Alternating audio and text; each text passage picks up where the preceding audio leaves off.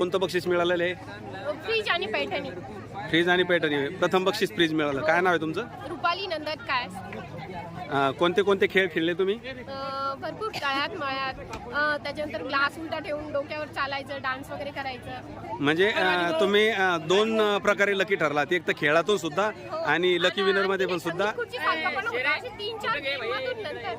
सर्वांमध्ये तुम्ही नंबर एक फ्रीज तुम्हाला मिळालेलं आहे आणि एक नंबर झालेला आहे. सगळ्या महिला ज्या आहेत इथल्या एक से बडकर एक महिला, त्यांची चुरस जी आहे ती रंगलेली होती. सगळ्या महिलाही सांगतील.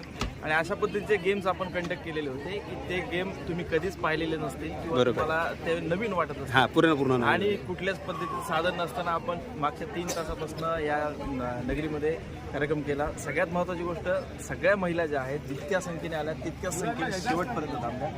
हा एका कलाकारासाठी पण खूप चांगली गोष्ट आहे. देऊळगाव राजा नगरीच्या सगळ्या नागरिकांचे आभार. खेडेकर साहेबांनी ही संधी